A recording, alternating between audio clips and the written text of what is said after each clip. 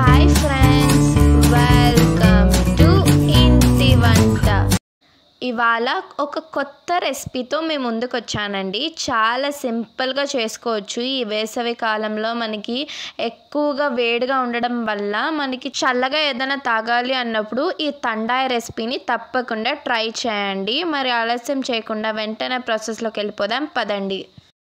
ముందుగా ఒక బౌల్ తీసుకోండి. అందులోకి ఒక 1/4 కప్ అంతా జీడిపప్పుల్ని వేసుకుంటున్నాను. మీరు ఇవే డ్రై ఫ్రూట్స్ అని ఏం లేదండి, మీకు నచ్చినవి వేసుకోవచ్చు.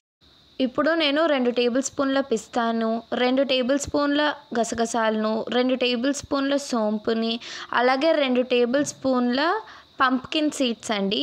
ఇవి వేయడం వల్ల టేస్ట్ చాలా బాగుంటుంది. ఉంటే వేసుకోండి, లేకపోతే లేదు. ఈ ప్లేస్లో మీరు water melon seeds, Musk melon seeds ఇలా మీకు నచ్చినవి వేసుకోవచ్చు అనమాట. ఇప్పుడు ఇందులోకి 1/2 టేబుల్ స్పూన్ అంత మిరియాలని, అలాగే ఒక 7-8 యాలకులని వేసుకుంటే మంచి ఫ్లేవర్ అనేది వస్తుంది.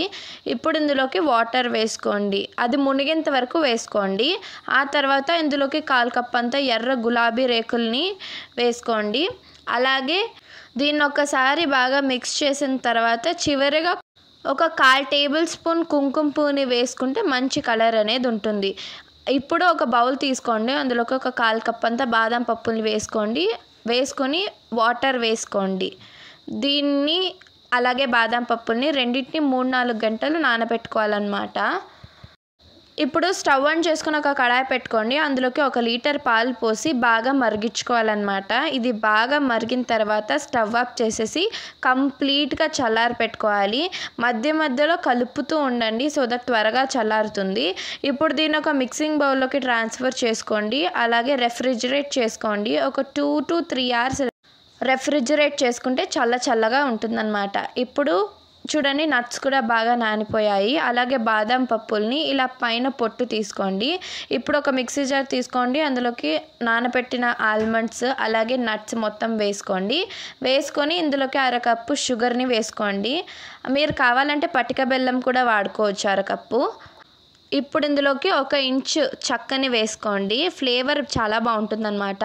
అలాగే 1/4 టీ స్పూన్ జాజికాయ పొడిని వేసుకోండి, బాగా తురుముకోండి. అలాగే ఇలా మెత్తటి పేస్ట్ లాగా గ్రైండ్ చేసుకోండి. ఇప్పుడు మనం ఫ్రిడ్జ్ నుంచి తీసిపెట్టిన చల్లని పాలల్లో ఈ పేస్ట్ని బాగా మిక్స్ చేసుకోండి.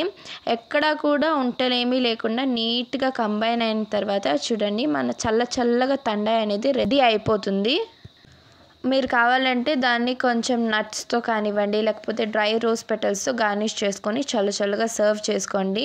సో మీరు కూడా తప్పకుండా ట్రై చేసి ఎలా ఉందో నా కామెంట్ సెక్షన్లో చెప్పండి. Thank you for watching.